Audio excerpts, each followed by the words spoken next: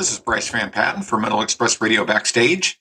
And today, my guest is one of the guitarists and founding member of Costa Rica's incredible kick-ass heavy metal band, Savage Existence, and my guest, Mr. Daniel CLELAND.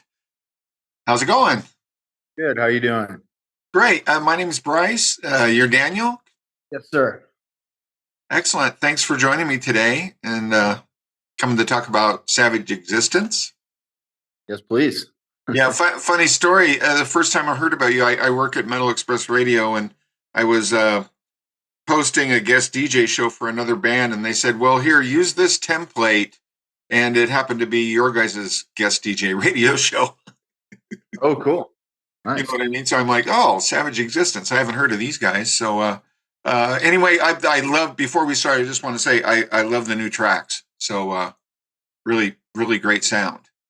Great. Thank you. Yeah, me too. We're very proud of the second album and can't wait to just get it out in the public. You know, we've already had a few singles go out and response has been kick ass. And we've got, a handful more that have never been heard by the public. And we're just stoked to get it out there. Awesome.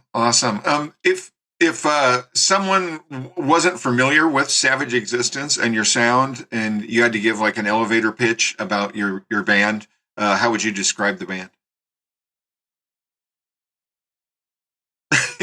Taking our groove metal roots from the 90s and modernizing it for modern day social issues and concerns of typical modern day humans with modern day technology to produce a super aggressive yet multi-layered sound that incorporates elements of Southern metal as well as American metal. Cool. I was going to say that on my listening to the record, I definitely felt like I hear some Pantera roots in there, and that kind of, early Pantera stuff. And can you talk a little bit about how the band came together? I understand that you're originally from Canada, but the band came together in Costa Rica. Yeah, so it's interesting because we started playing together, me and Jesse, back in Canada. We went to high school in the 90s. So back in those days where we grew up, the popular music was the Pantera, the Sepultura. Metallica was kind of old at that point. Metallica was like doing the softer kind of music at that point. And then, when they got all picked up on the classic rock stations. Yeah. So we didn't listen to a ton of Metallica or old Metallica. But, Sepultura was super popular with us, Pantera, Slipknot, and Machine Head, and Fear Factory, and Korn, and those types of bands. So we came up with, I literally learned how to play guitar by playing that kind of music. So obviously there's a certain element of influence to that.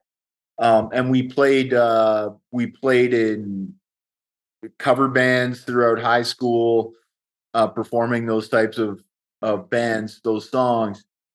And then after high school, Jesse, our drummer, and I, we lived together. We started writing our own music and creating our own music based on that kind of style.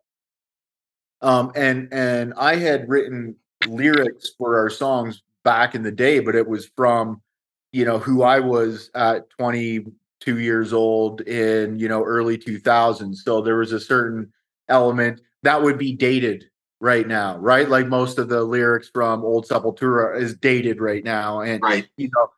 So we kind of had that music, but we didn't do anything with it. We parted ways to go build our careers. So I went around the world, kind of built my career in tourism and entrepreneurship. Jesse built his career in design and web design and culinary arts. Yet we carried our musical interests over all this time. But then in 2018, we partnered up again here. Jesse came down to Costa Rica and started dating my business partner Melissa, and working and running our kitchen here as the head chef. And so we were obviously hanging out down here in Costa Rica, partying together, stuff like that. And when the lockdowns happened, we were all trapped in this country for months. So, and we had all this downtime. So we started playing again, and picked up a lot of the old songs that we wrote back in the day. But we wrote some new stuff.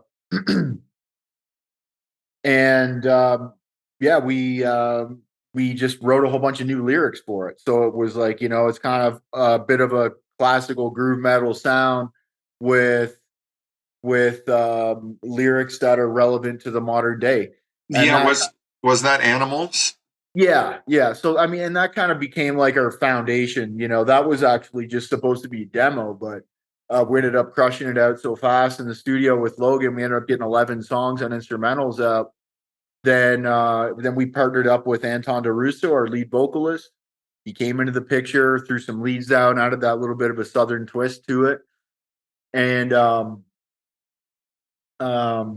yeah, and that formed the basis of our band. And then the second album, we had a band already formed. So we had the contributions from Anton, we had contributions from Andres Castro, our lead guitarist. And yeah, so that's kind of how it came about. Andres is Costa Rican. Our bass player Danny Ramos is Costa Rican. Our lead singer Anton Daruso is Russian, but he's been in Costa Rica. And we found all those guys from the Costa Rican music scene here. Yeah, what a interesting way to all come together. COVID kind of uh, threw something at you guys, and you ended up making a band out of your time there. That's pretty cool. Well, Um, life hands you lemons, right? well, exactly. But sometimes fate or life, just throws things at you, and things happen that wouldn't have happened. You know what I mean? So Absolutely. yeah, you've got your follow up album, which is killer record. And can you talk a little bit about the songs? Because I on listening to them, I definitely hear a lot of messages and a lot of a lot of things. You want to talk about that a little? Sure. Yeah. So there are 9 tracks on the album. I think 3 or 4 of them are in drop A. So there's kind of a couple different styles. There's the lower tuning, which is a little more aggressive, Slipknotty kind of rhythms, and then the rest of the songs are in B standard. So still low tuning, but standard tuning. So you get a more of a groove metal vibe from So that. drop A. How is drop A tuning? I don't know that one. So if you take if you tune the guitar low to B standard, so that's um 2 full steps below your E standard tuning, and Okay. then you drop the 6 string down to A. Oh, So cool. you're dropping that down one more step to So A. you're basically like playing Black Sabbath tuning and it's dropping the note, like old Sabbath, like that. It's like, well, okay, you know how kind of you know drop D tuning is just like your E standard, and you drop the 6 string down. Yeah, same thing, but the whole guitar is way down, right? Exactly. Yeah. Yeah. Gotcha, So gotcha. it's that different position which allows it, it allows you to play different sequences of notes. Um, and it's also just really rough and dirty and just kind of aggressive. So we have a couple songs that are pretty aggressive, like Dumpster Water, which was an expression of rage against the kind of establishment collusion that happened during the pandemic. The big media colluding with big government, colluding with big tech, colluding with big pharma, basically forcing everybody to stay in their homes, censoring everybody, and forcing everybody to take shots of medications that were making, huge billions of dollars of profits for the companies. So um, that is subject related based on kind of social issues. There's Call, which is more geared toward military, artificial intelligence, violence, and control of society, and it's kind of a bleak, apocalyptic outlook. Um, there are other songs that have more of an inspirational message, like "All on You," um, more philosophical message like "Enigma," or also just overcoming kind of personal struggles and challenges like "Leap of Faith" or "Standing in Flames," which are both Anton songs. And this first song on the album, "Steady Blows to the Head," for example, is about masculinity and how it's getting harder and harder to be self-determined and be a masculine man in society. So there's kind of some things have messages, some things are meant to be inspirational. Everything's meant to be motivational and kind of eye-opening, um, and a little bit aggressive, while also being positive and beneficial. Excellent, excellent. So, can you talk a little bit about the songwriting process you guys had on this record? Sure. Very similar to the first one for me personally. I did most of the rhythms on this record, so I've always kind of written the same way. Just me in a room, couple of drinks, screw it around on guitar, and till I find something that sounds cool, and then I'll record it, maybe add some stuff to it, or just piece a bunch of riffs together that I'll record a bunch of riffs over time, and then find things that are congruent and put them together. Um, and then go into pre-production. So go into a studio here and get a tempo map going, and lay it out, and record a couple of different layers to get the general arrangement put together. And Anton's a brilliant composer. He's formally trained in music, so he can sit down and compose an entire track, and he can go into the studio, do all the pre-production, he can do all the guitars, the rhythms and leads, do the bass, and he can do MIDI drums, and he can throw vocals. So he'll come Wow. with a complete track that's like, okay, here's a demo, right? So Right.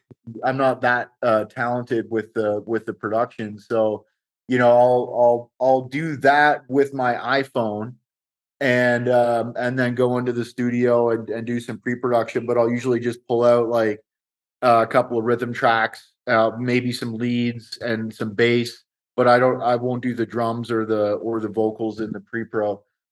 Um, and Yeah, I'm starting to do a lot more for some of the new stuff that we're writing. 'Cause we're already working on the third album. I've been writing a lot of riffs by starting with the bass instead of starting with the rhythm guitar and adding bass, but like Hmm. starting with the tempo map and with bass.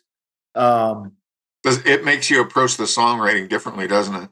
it does, yeah. And sometimes you don't want to have guitar throughout the song. You actually want to have riffs where it's just bass, and then add the guitar licks as kind of an accent to the bass, and that's also a really cool sound. Especially we're trying to expand a little more into you know for the third album, we want to have a couple tracks that aren't crazy metal, like there's something that could be um a little more in the hard rock kind of genre, or bluesy, a little more bluesy. Yep. um But still with that heavy groove, right? exactly, yeah. I mean, it's always going to be savage existence, but yeah, just trying to be, we're gonna have a lot more.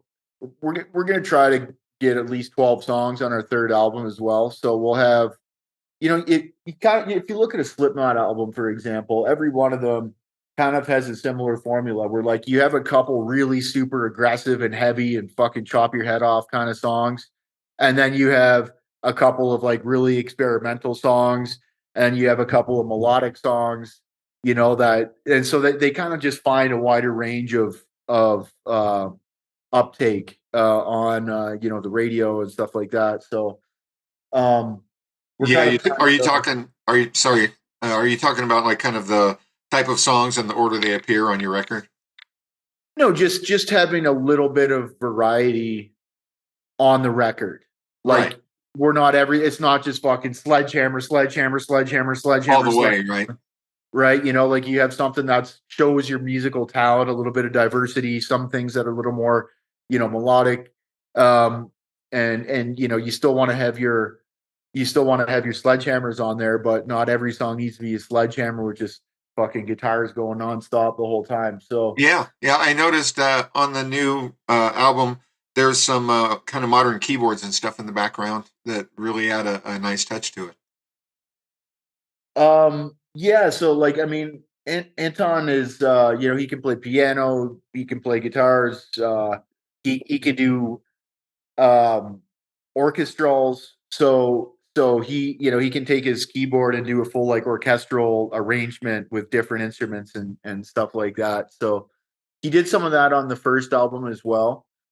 Um he made a complete track, like the intro track on the self-titled album, the second album, is an orchestral that he just made, um, with a keyboard. So um, yeah, there's a little bit of that, and um, yeah, Awesome. So, can you talk a little bit about the what the plans are for the band for 2023? I understand that you guys are going to be touring with Ross the Boss in Europe. yeah, coming up soon, actually, in 2 or 3 weeks. Yeah, I'm talking to Ross tomorrow.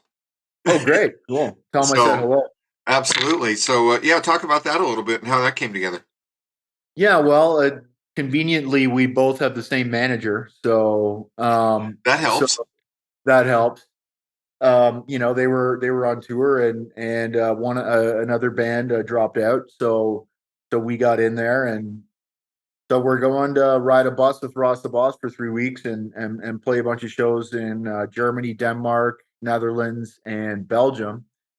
So we're super stoked. It's our first big international tour as a band. Like, I mean, we've done international tours in the past, but not like a long one where you're riding a bus where you're opening playing with the same bands every day for several weeks. Yeah, We've old never school been to tour. Europe. Yeah, we've never been to Europe either. So that's very exciting. And we have a bunch of I mean, really our plan is to tour as much as possible this year, play as many shows as possible this year, and just keep working on our third album. I built a studio in my house here in Costa Rica, so it's like a subterranean three-car garage with the clay brick floor and concrete and stone walls and ceiling, like concave uh, ceiling, and so I just had to basically seal and insulate the front doors. So we've got this great rehearsal space and recording space. Got a bunch of really top end German equipment in there. Awesome. So, Awesome. so we can do a lot of the pre-production now right in my own house. The boys can come over. Everybody knows how to use the software. We can just invest a lot more time into doing it, very creatively and with a lot of input and collaboration from all the guys and making the tweaks and making sure everything is really awesome before we actually record. It might even be possible to record the whole album here. So when we're not touring or rehearsing this year, we're going to be working on our third album, and hopefully by the end of this year, we're looking for a really good record deal. Fantastic. Well, is there anything else that you wanted to add today, Daniel, that we might have missed, or anyone you want to give a shout out to? New album drops April 28th. We're going to be in Europe. All the dates and any of our music or videos are on our website at savageexistence.com. Our social media is at Savage Existence Official, so you can check that out. We've got a kick-ass video coming out with with the album release for the focus track "Standing in Flames." Had about 20 Costa Rican girls over at my house. We did a couple performances, jacuzzi party, bikinis, flipping burgers, dancing, spraying champagne. Yeah, that sounds like a great video shoot. So It's a sexy video, and it's just made up of like 30-second or 3-second like clips, so it keeps the TikTok brain going. It's excellent, excellent, yeah, it's really awesome. So looking forward to getting that out in the world. And yeah, if anyone's in Germany or Belgium or Denmark or Netherlands in April and May, come check us out. We put on a kick-ass show. All the dates are on our website again, savageexistence.com. excellent. Well, our radio station is based in Oslo, Norway. So Oh, cool. so you're getting the audience, worldwide audience. So that's great. Yeah, I just thanks again for being my guest, Daniel. And everybody needs to check out Savage Existence. Killer sound, excellent new self-titled album coming out at the end of April. And just thanks again for being my guest. Oh, by the way, we also have 3 guitar solos from Gary Holt on the new album. Oh, okay. Gary Holt from Slayer and Exodus. So yeah, he came with us and threw a few songs on there too. Excellent. Guitar solos. Yeah. Yeah. Well, great record, and best of success to you guys. Thank you very much, brother.